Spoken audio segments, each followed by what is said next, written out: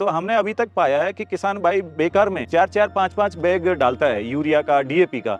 और अभी हमारी मिट्टियों में यदि हम बात करें तो फास्फोरस का बहुत अधिक मात्रा में बिल्डअप हो गया है। तो इसको हम यदि आधा कट कर दें तो देखो आपका जैसे 4 बैग डाल रहा है किसान और मिट्टी परीक्षण प्रयोगशाला कह रही है कि नहीं आपको डीएपी की जरूरत नहीं है, तो 2 बैग आपके बच गए। ऐसे यूरिया के 2 बैग बच गए। और ये बचाने से आपका क्या होता है, जब हम ज्यादा यूरिया ज्यादा डाई डालते हैं तो सूक्ष्म पोषक तत्वों की कमी और हो जाती है, क्योंकि ये उनको पौधों को लेने नहीं देता है। जिससे क्या होता है, हमारा पौधों में सूक्ष्म तत्वों की कमी के कारण हमारा जो प्रोड्यूस है, जो ग्रेन है या हमारा फल है या सब्जी है, उसकी क्वांटिटी घट जाती है, प्रोडक्शन घट जाता है। तो यदि हम बैलेंस में डालेंगे पोषक तत्व तो आपका इधर लागत कम हो रही है, उधर प्रोडक्शन आपका बढ़ेगा। और हमारे अब तक जितने भी हमारे एक्सपेरिमेंट हुए हैं, जितने हमने फार्मर के साथ किए हैं, ऐसा नहीं है कि हमने यहाँ पूसा में किए हों, फार्मर के साथ किया है, तो फार्मर भी उससे देख के ये हैप्पी हुआ है कि रियली हम कम लागत में हम अधिक उत्पादन ले सकते हैं। नमस्कार दोस्तों, किसानों का खर्चा फसल की पैदावार में आधे तक घट सकता है और पैदावार बढ़ सकती है यदि सही सोयल टेस्टिंग करवा ली जाए तो। ये मेरा नहीं कहना, ये अनुभव है डॉक्टर महेश चंद मीणा जी का। आप सॉइल साइंस डिवीजन पूसा में सॉइल टेस्टिंग लेबोरेटरी के इंचार्ज हैं और किसानों की जमीनों की टेस्टिंग करने के बाद जैसा ये बताते हैं उस तरह से कई किसानों ने जब फॉलो किया, अनुसरण किया, तो उनकी पैदावार फसलों की बढ़ गई और खर्चा काफी कम हो गया। लेकिन दिक्कत ये आती है कि किसान ऐसा करते नहीं हैं जैसा साइंटिस्ट लोग बताते हैं। इसीलिए टेक्निकल फार्मिंग की मुहिम है कि आपको सही चीज़ों की जानकारी मिले, और इसी कड़ी में ये वीडियो है। पूरा वीडियो जरूर देखिए, यकीन मानिए किसानों को बहुत सारा फायदा हो सकता है यदि डॉक्टर महेश चंद मीणा जी जो बताएंगे उसका अनुसरण यदि किसान कर लेंगे। तो चलिए शुरू करते हैं। टेक्निकल फार्मिंग चैनल को सब्सक्राइब करें और बेल आइकन भी दबाएं ताकि आगे आने वाले वीडियो की नोटिफिकेशन आपको मिलती रहे। डॉक्टर साहब नमस्कार। नमस्कार जी। डॉक्टर साहब, आपका कहना है कि अगर मिट्टी की सही जांच करवा ली जाए और जैसा तरीके से सैंपल आप बताएंगे इस वीडियो में वैसा ले लिया जाए और सही जांच होने के बाद जैसा आप बताएं वैसे कर लें तो काफी खर्चा कम हो जाएगा फसल की पैदावार लेने के लिए और पैदावार बढ़ेगी। कैसे होगा जरा बताइए दर्शक। तो जैसा आपने बताया ये बिल्कुल 100% सही बात है। यदि किसान भाई यदि अपना मिट्टी का परीक्षण करा के और जो परामर्श यदि लैब देती है यदि उनको मान के खेती करे तो उससे कैसे फायदा मिलेगा मैं वो बाद में बताऊंगा। पहले देखो, सैंपल एक सबसे बड़ी बात होती है। परीक्षण का पूरी चीज जो निर्भर करती है वो सैंपल पे करती है। यदि हमारा किसान भाई सैंपल सही लेके आ रहा है तो उसका जो भी रिजल्ट आएगा वो 100% उस खेत को रिप्रेजेंट करेगा और उसकी परामर्श आएगी, उससे लाभ मिलेगा। मतलब ये हुआ कि जो मिट्टी के जांच के लिए जो नमूना लेना है, मिट्टी का जो सैंपल लेना है, उसके लेने का तरीका सही होना चाहिए। बिल्कुल। क्या तरीका होगा बताइए। तो सबसे पहले तो देखो, आपको मालूम है कि जो पौधों को कुल मिला के 17 पोषक तत्वों की आवश्यकता है और ये 17 पोषक तत्व ज़्यादातर हैं हमारे उर्वरकों से और मेरे खाद से मिलता है।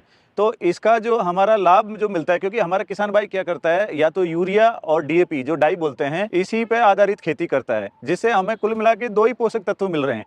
तो इसलिए पूरा जो हम कहें कि मिट्टी परीक्षण का जो है इसलिए महत्व बढ़ जाता है, क्योंकि और भी जो पोषक तत्व हैं, हमारे जो पूर्वज हैं सदियों से खेती कर रहे हैं और जो हमारा रिजर्व था मिट्टी का वो धीरे धीरे खत्म हो गया।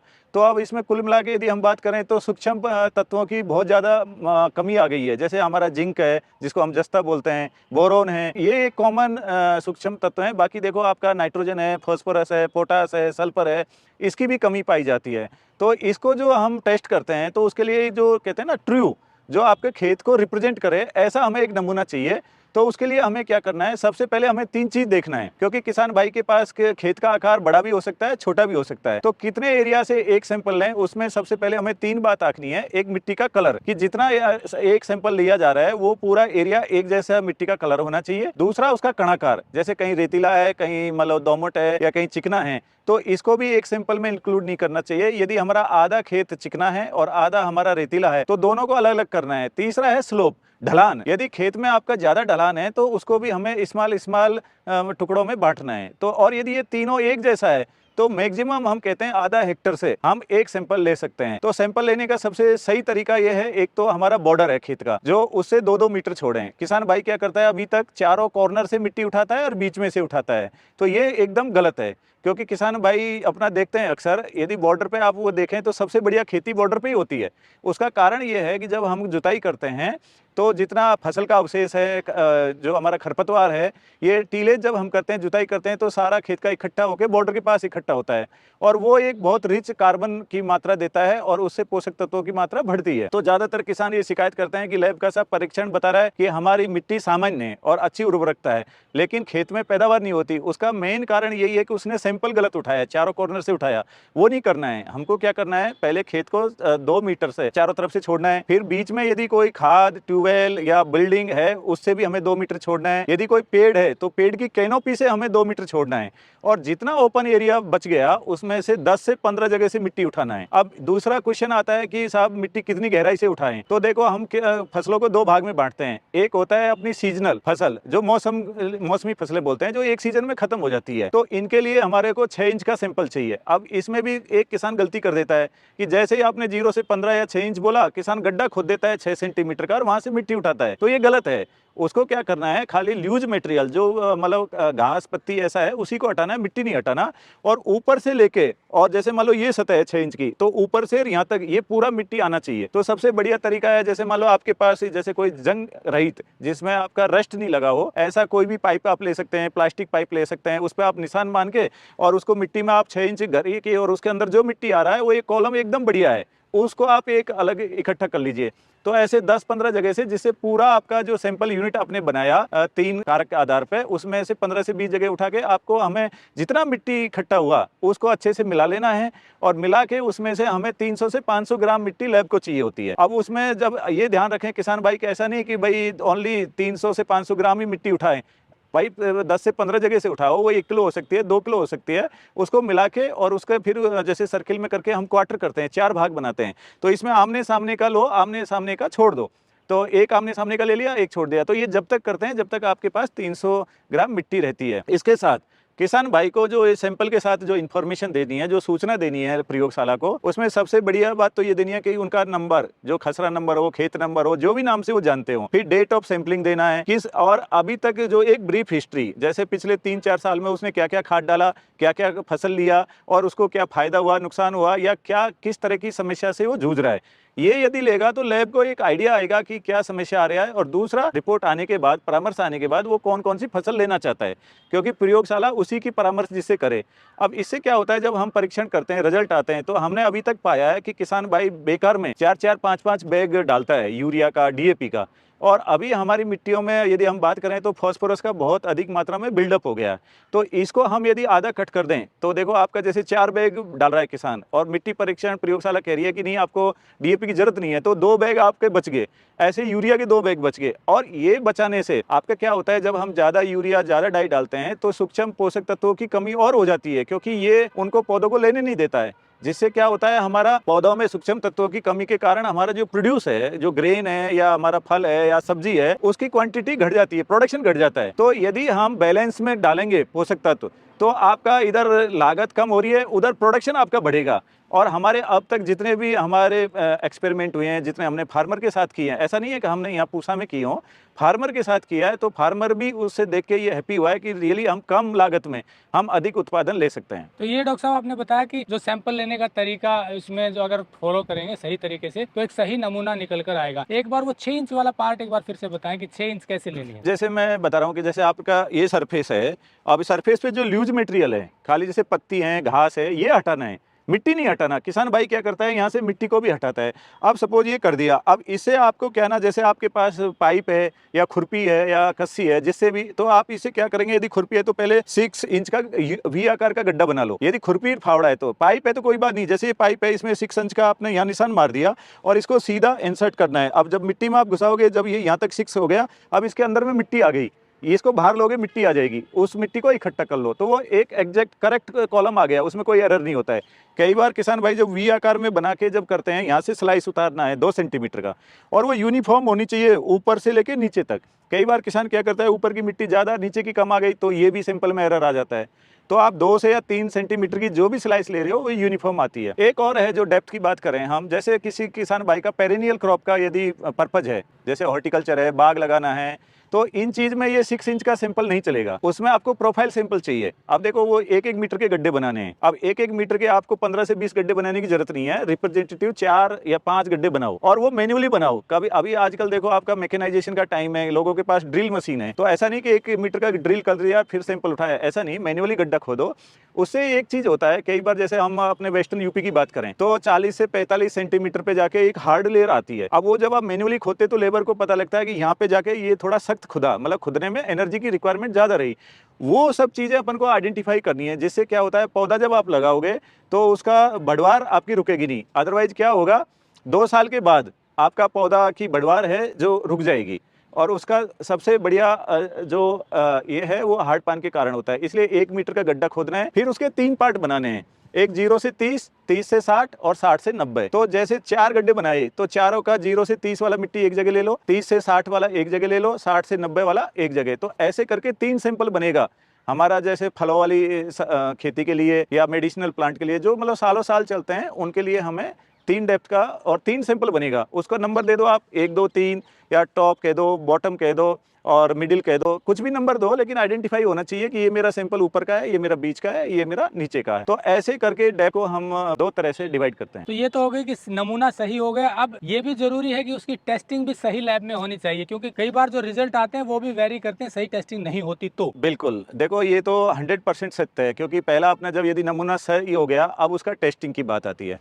तो हमारी लेबोरेटरी की जो कैपेसिटी है, जो टेस्टिंग है, और उसमें सभी जैसे पैरामीटर एकदम 100% यदि सही करते हैं। जैसे हम अपनी लैब की बात करते हैं कि हमने आज तक जो रिजल्ट दिए हैं, हमारे किसान बहुत उससे फायदा उठाएं, बहुत ही खुशहाल हैं। लेकिन जैसे मान लो सपोज किसी एरिया में, मान लो उस एरिया में लैब नहीं है, वैसे हर डिस्ट्रिक्ट को लैब दे रखा है, एग्रीकल्चर डिपार्टमेंट के पास लैब है, कृषि विज्ञान केंद्र के पास लैब है, स्टेट एग्रीकल्चर यूनिवर्सिटी के पास है, जितने आईसीआर इंस्टीट्यूट है हमारे, उनके पास भी लेबोरेटरी है।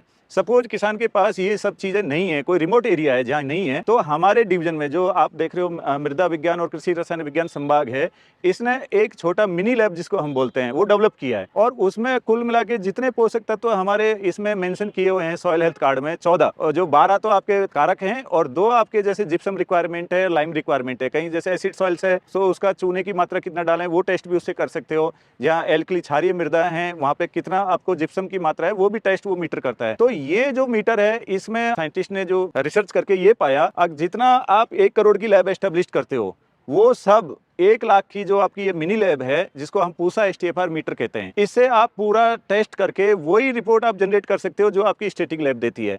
और अभी तक जैसे हमारे जो संभाग ने अभी तक कुल मिला के 18 कंपनियों को लाइसेंस दिया हुआ है, और ये मार्केट में अवेलेबल है। कोई भी किसान भाई जैसे पूसा एसटीएफआर गूगल में डाल के आप चेक कर सकते हो कौन कौन सी एजेंसी इसको प्रोवाइड करती है, उनके कॉन्टैक्ट नंबर, ये सब कुछ वहाँ पे दिया है। तो जहाँ पे आपको लगता है कि ये लैब हमारी अच्छी काम नहीं कर रही या लैब अवेलेबल नहीं है, तो किसान भाई जैसे एक ग्रुप में, जैसे किसान समूह हो सकता है, कोई एनजीओ हो सकता है, या अपना एक कमेटी हो सकती है, तो मिलके एक मीटर ले लें और या एक आदमी को रोजगार दें। जैसे आपने यहाँ पे ग्रेजुएट हर गांव में मिल जाता है, तो एक बच्चा आराम से ये मीटर लेके हर किसान का गांव-गांव जाके मिट्टी टेस्ट कर सकता है और उससे अपनी आय भी कर सकता है और किसानों को बहुत बड़ा फायदा ये दे सकता है। तो दोस्तों, जैसा डॉक्टर साहब बता रहे हैं कि सैंपल अगर सही ले लिया तो उसके बाद जो टेस्टिंग होनी है वो भी प्रॉपर होनी चाहिए। तो जैसे पूसा दिल्ली में जो ये सॉइल टेस्टिंग लैब है, यहाँ पर यदि कोई टेस्टिंग करवाता है तो वो तो 100% आपको करेक्ट रिजल्ट देती है। अब समस्या है कि सब किसान तो यहाँ पहुँच नहीं सकते, तो ऐसे में हर स्टेट में भी जो डिपार्टमेंट हैं, उनकी जो यूनिवर्सिटीज़ हैं, वहाँ पर भी सॉइल टेस्टिंग होती है। और इसके अलावा एक, जैसा डॉक्टर साहब ने बताया कि 1 लाख रुपए की लगभग एक मशीन डेवलप की है यही विभाग द्वारा, और वो मशीन अब अलग अलग वेंडर को दी गई है टेक्नोलॉजी ट्रांसफर स्कीम के माध्यम से। वो मशीन कई सारे पैरामीटर बहुत अच्छे से टेस्ट कर देती है और उसकी जो रिकमेंडेशन आती है वो बड़ी कारगर होती है। तो वो मशीन अब हर कृषि विज्ञान केंद्र में दे दी गई है। अगर और कहीं नहीं मिलती है तो केवीके में जाइए और वहाँ पर उस मशीन में अपने नमूने दे करके टेस्टिंग करवा सकते हैं। अब अगला सवाल ये आता है कि आपने अगर सही सॉइल टेस्टिंग करवा ली तो उसके बाद जो रिजल्ट आएगा उससे लाभ क्या होने वाला है, जो यहाँ के किसानों को डॉक्टर साहब की गाइडेंस में मिला है। डॉक्टर साहब, जैसे मान लीजिए आप किसान टेस्टिंग है तो क्या लाभ मिला है लोग किसानों को? जैसे आपने बताया बिल्कुल सत्य है कि किसानों को इससे फायदा मिलता है। तो कैसे मिलता है, देखो जैसे आपका परीक्षण हुआ, परीक्षण में आपका मिट्टी में पहले से कितना पोषक तत्व अवेलेबल है और कितना अपने पौधों को चाहिए। तो अब ये दोनों का जैसे पहले से कितना है और जो चाहिए जो उसकी मात्रा हम उर्वरक से पूरी करते हैं। अब यदि मान लो अपनी सॉइल में पहले पहले से ही पोषक तत्व की मात्रा बहुत है, तो हम अननेसेसरी जो किसान अपना डालता है बिगड़ जाने अनजाने में, वो हर साल जैसे ही फसल उगाने को जाता है तो बैग भर भर के उर्वरक डालता है। तो सबसे पहले जो सेविंग होगी किसान की, वहाँ इनपुट में सेविंग हो जाएगी, क्योंकि यदि पहले से ही ज़्यादा है तो आपको उतना फर्टिलाइजर डालने की जरूरत नहीं है, क्योंकि परामर्श में वो लिखा रहेगा, रिपोर्ट में लिखा रहेगा कि आपको कितना डालना है। जैसे धान बोना है तो कितना है, मक्का है, हर क्रॉप वाइज आप, इसलिए हमने कहा कि सैंपल के साथ वो दीजिए कि आप परीक्षण के बाद क्या क्या करेंगे, तो उसके आधार पर लैब आपको परामर्श देगी। तो इसमें सबसे बड़ा फायदा तो होता है कि आपका डायरेक्ट जो फर्टिलाइजर उर्वरक की सेविंग होती है, जिससे आपका पैसा बचता है। दूसरा मैंने जो बताया कि सूक्ष्म पोषक तत्वों की कमी है, और वो कमी को यदि आप मतलब रिपोर्ट कहती है कि इसमें जिंक कमी है, इसमें बोरोन कमी है, और वो आप जब डालते हो तो वो आपका डबल फायदा करता है। वो कैसे करता है, जैसे देखो एक बात समझो, हमारा खाना है, खाने में हम नमक की मात्रा कितना सा ले रहे हैं, लेकिन यदि वो मात्रा आप हटा दो तो जो आप किसान भाई जो खाना खाने की जो कैपेसिटी है वो नहीं खा पाएंगे, जबकि उसकी मात्रा बहुत छोटी है। ऐसे ही पोषक तत्वों में यदि सूक्ष्म पोषक तत्व की कोई कमी है और आपने लैब में टेस्ट नहीं कराया, तो आप कितना भी आप यूरिया डालो, कितना डीएपी कर लो, वो नहीं ले पाएगा।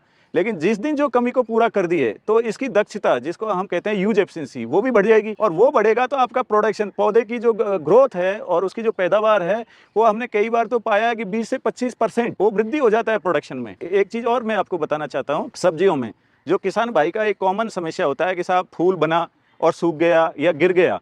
अब देखो किसान भाई उसको ज़्यादातर बीमारियों से जोड़ता है, कई बार बीमारी भी होती है, लेकिन ज़्यादातर चीज़ें अभी रिपोर्ट हमारे जो सामने आई है, हमने जितना टेस्ट किया है, उसमें जो मेन कारण है वो बोरोन का है। यदि मिट्टियों में बोरोन की कमी है और किसान यदि सब्जियां उगा रहा है, तो ज़्यादातर उसका फ्लोर पे ही वो गिर जाएगा या सूख जाएगा, या फल बनेगा तो बहुत छोटा सा बनेगा, और किसान कहता है कि साहब हमारी फसल तो बहुत अच्छी है लेकिन इसमें फ्रूट नहीं लग रहा, फल नहीं बन रहा।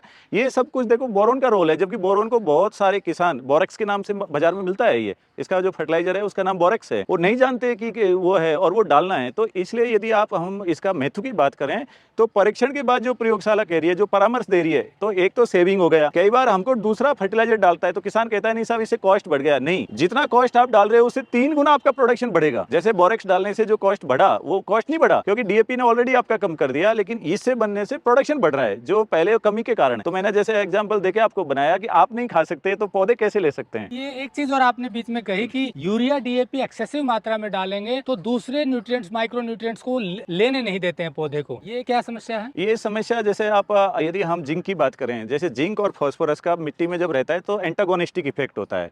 एंटागोनिस्टिक का मतलब है जब एक की मात्रा बढ़ जाते हैं तो दूसरा घट जाता है, मतलब उसको कैप्चर कर लेता है।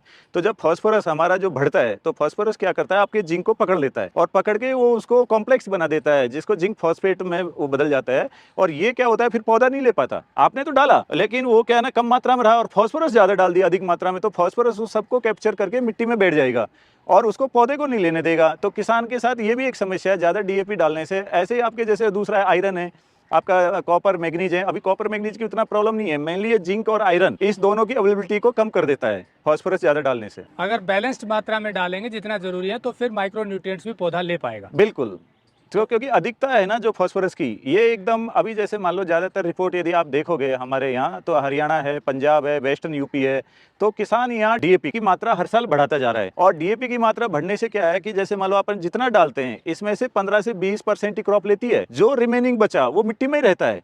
तो इसलिए अब आप सोचो, आप सदियों से अपन खेती कर रहे हैं तो कितना अभी उसमें एक्यूमुलेट हो गया। और जब टेस्ट रिपोर्ट आती है तो कभी कभी आपका यदि देखें हम वैल्यू तो 80-90 केजी पी पर हेक्टर आता है, जो बहुत ज़्यादा है। अब इसमें क्या होता है, जैसे इसमें देखो एक और इंटरवेंशन की ज़रूरत है। किसान भाई जैसे हम बैलेंस की बात करते हैं, यदि आपकी ऐसी रिपोर्ट आती है तो आप डीएपी भी मत डालो, आपको क्या ना सोलिबलाइजर और मोबिलाइजर डालना है, जो बायो फर्टिलाइजर हम कहते हैं। जैसे आपका माइक्रोराइजा है, आपका पीएसबी है, ये सब चीज़ें आप डालोगे तो जो मिट्टी में रिजर्व हो गया ना, ये उसको अवेलेबल कराएगा, पौधों को सॉल्युबल फॉर्म में लाएगा, और उससे आप बहुत सारा वो बता सकते हो। अभी देखो हमारा ये स्पेशली हमारे जो मृदा वैज्ञानिक हैं, इन लोगों की ये किसान को बहुत बड़ी पहल है कि साथ साथ में आप बायो फर्टिलाइजर का उपयोग करो, जिससे आप पहले ही हमने सॉइल टेस्टिंग पे आधा कर दिया, और उस आधे में से भी आधा यदि हम बायो फर्टिलाइजर करें तो उससे उसकी पूर्ति हमको पूरी करनी है। तो वो जो सॉल्युबलाइजर मोबिलाइजर से भी आप अपना उत्पादन बढ़ा सकते हैं, लागत घटा सकते हैं। तो वो भी रिकमेंडेशन तभी पता चलेंगे जब वो टेस्ट करेंगे तो उसके साथ ही दिया जाता है ये परामर्श। एक आपने और बात कही थी कि किसान डरते बहुत हैं ये रिकमेंडेशन मानने में, आपने कुछ किसान को गारंटी दी कि नहीं घटेगा प्रोडक्शन तब माने। एक्चुअली क्या होता है ना, किसान को जैसे एक कहते हैं ना, जैसे इनसिक्योरिटी, वो मतलब अपने आप को मतलब ऐसा फील करता है कि सपोज मैंने ये बात मान ली और खाद की मात्रा घटा दी तो मेरा प्रोडक्शन घट जाएगा, उसकी जो सोच है। हम जब खेतों में किसानों के साथ काम करते हैं तो उसमें हम बताते हैं। अब भाई हमारे ये 2 प्लॉट हैं, इनको छोड़ दो, बाकी में आप डालो। जब किसान को हम अपनी परामर्श डला के देखते हैं और वो बाकी में वो ज़्यादा खाद डालते हैं तो उसको वो पाता है, आज मेरी खाद की इतनी मात्रा बच गई और प्रोडक्शन भी मेरा डबल हो रहा है, तब अगले साल आप उसको बताने की ज़रूरत नहीं है, वो अपने आप मानता है। लेकिन अभी ज़्यादातर किसानों से जब फर्स्ट टाइम हम इंटरेक्शन करते हैं, वो यही कहता है, अरे साहब आप खाद की मात्रा घटाते हो, मेरा उपज कम हो गया। तो मतलब ये एक इनसिक्योरिटी उसके अंदर जो छिपा है ना, ये जब भी आता है जब उसके फील्ड पे हम करके बताते हैं, अगली बार वो 10 किसान को और बताता है। और अभी मैं बताऊं आपको, ज़्यादातर किसानों में जो हमारे टच में आए हैं, जो हमारे पूसा संस्थान के साथ जुड़े हुए हैं, वो किसान इसमें बहुत ही मतलब सिक्योर फील कर रहे हैं और वो कह रहे हैं कि नहीं, ये बैलेंस होना चाहिए। इससे देखो मिट्टी की स्वास्थ्य, एनवायरनमेंट का स्वास्थ्य, जो आजकल हम क्लाइमेट चेंज की बात करते हैं, ये सब कुछ जुड़ा हुआ है, एक साथ चेन है। जैसे हम मिट्टी का यदि अच्छा स्वास्थ्य करेंगे तो कार्बन भी कैप्चर उसमें ज़्यादा होगा, हमारा एनवायरनमेंट में नहीं जाएगा, फसल प्रोडक्शन ज़्यादा होगा।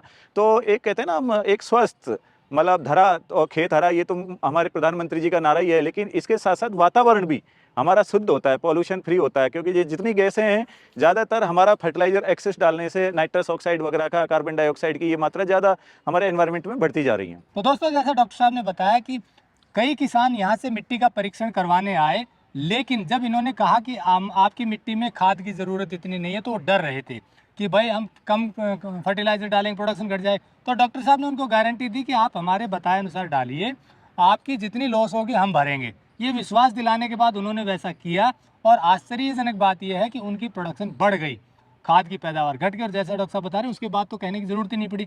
तो ये कहने का मतलब ये है कि डरिए मत। साइंटिस्ट ने अगर सही तरीके से आपको बताया है कि भैया मिट्टी में ये चीज़ें आपकी ज़्यादा है और ये कम है, उसका बैलेंस करिए, तो आप उसको कृपया फॉलो करें। लेकिन उससे पहले ज़रूरी है नमूना सही इकट्ठा होना चाहिए, जैसा तरीका बताया। और जानकारी के लिए आप अपने नज़दीकी कृषि विज्ञान केंद्र में जा सकते हैं, उनसे मिट्टी का सैंपल लेने का तरीका और अच्छे से पूछ सकते हैं।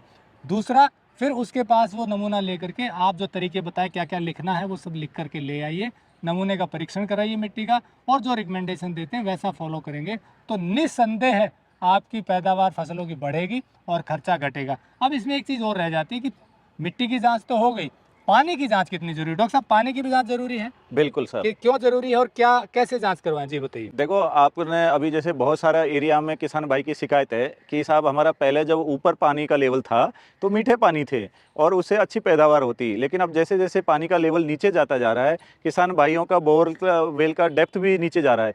तो इसके कारण क्या हो रहा है, किसी किसी एरिया में आपका पानी में जो है थोड़ी सी प्रॉब्लम आ रही है। तो जैसे आपकी लवणीयता की प्रॉब्लम हो सकती है, क्षारीयता की प्रॉब्लम हो सकती है। तो इसके कारण क्या है ना, जब ये पानी आप अधिक मात्रा में खेत में डालते हो तो पानी तो या तो प्लांट यूटिलाइज कर लेता है या एवपोरेट हो जाता है, एनवायरनमेंट में वाष्पीकरण होकर चला जाता है, लेकिन साल्ट को वहीं छोड़ जाता है। और ये प्रक्रिया यदि मान लो पानी की आपने जांच नहीं कराई और आपको अनजाने में यदि आपने खराब पानी को, आप जिसको कहते हैं कि लवणीय या क्षारीय पानी को आपने यदि लगातार यूज किया, तो एक समय आता है कि मिट्टी में वो जब आप बीज डालते हो तो बीज का अंकुरण नहीं होता है। जब किसान बकता है अक्सर साहब क्या हो गया, तो मिट्टी जब टेस्ट कराओगे तो मिट्टी में भी क्षारीयता लवणीयता देगा और पानी का भी। तो इससे अच्छा है कि जब भी किसान भाई ट्यूबवेल लगाएं, नया कुछ भी पानी का सोर्स करें, एक बार उसको चेक करा लें। क्योंकि कई बार क्या होता है कि अपन अनजाने में एक लंबे समय तक गलती करने के कारण अपनी मिट्टियों को खराब कर लेते हैं। तो पानी का परीक्षण, जैसे क्योंकि पानी, मिट्टी के बाद पानी एक दूसरा कारक है जो हमारे खेती को सबसे ज़्यादा प्रभावित करता है। और पानी की गुणवत्ता यदि खराब है तो आप देखोगे कई बार किसान को तो कई बार ये लगता है कि पानी के कारण अगर इसमें बीमारी आ गई, पौधा क्या होता है ऊपर किनारे से सूखने लग जाता है या उगता नहीं, जर्मिनेट हो गया तो मरा मरा रहता है और किसान सोचता है मेरा बीज खराब हो गया, मेरा कोई खेत में कमी है। जब वो क्या करता है, खाली मिट्टी का ही टेस्ट कराता है, मिट्टी सही आती है तो किसान सेटिस्फाई नहीं होता। तो उस कंडीशन में उसको देखो, मैं तो ये कहता हूँ साथ साथ जब भी आप मिट्टी परीक्षण करा रहे हो, साथ में अपना सिंचाई जल का भी परीक्षण कराओ, जिससे आपको एक साथ सॉल्यूशन मिल जाएगा। पता लगा कि आपने मिट्टी सही है लेकिन सिंचाई जल ठीक नहीं है, तो आपका समस्या तो वहाँ से हो रहा है, तो वो पकड़ में आ जाएगा। तो ये इसलिए मिट्टी के साथ साथ हमारा जो सिंचाई जल है उसका भी परीक्षण कराना बहुत ही आवश्यक है। तो दोस्तों, जैसा डॉक्टर महेश चंद्र मीणा जी ने बताया कि मिट्टी और पानी की दोनों की जांच सही तरीके से सही नमूने लेकर के सही लैब में टेस्ट करवाएंगे और फिर जो उनकी रिकमेंडेशन आएगी, जो संतुति करेंगे कि आपको ये करना है, उसको अगर आप अनुसरण करेंगे तो फिर फसलों की पैदावार निस्संदेह बढ़ेगी, खर्चा घटेगा। टेक्निकल फार्मिंग की ये मुहिम है कि किसानों का खर्चा कम हो और उनकी आय बढ़े। पर इसके लिए ज़रूरी है कि जैसे हमारे साइंटिस्ट, कृषि वैज्ञानिक जो इतनी मेहनत से जो हमारे लिए काम कर रहे हैं और हमें रिकमेंडेशन देते हैं, हमें चीज़ें बताते हैं, उनको फॉलो किया जाए। और इसीलिए ये वीडियो हमने दिखाया था। वीडियो अच्छा लगा हो तो लाइक और शेयर जरूर कर दें। नंबर हमने दिया हुआ है और अधिक जानकारी के लिए आप बात कर सकते हैं। जुड़े रहे टेक्निकल फार्मिंग से। नमस्कार, नमस्कार। जय हिंद। अगर आपको यह वीडियो पसंद आया है तो ज्यादा से ज्यादा लाइक और शेयर जरूर करें। साथ ही चैनल को सब्सक्राइब करना ना भूलें।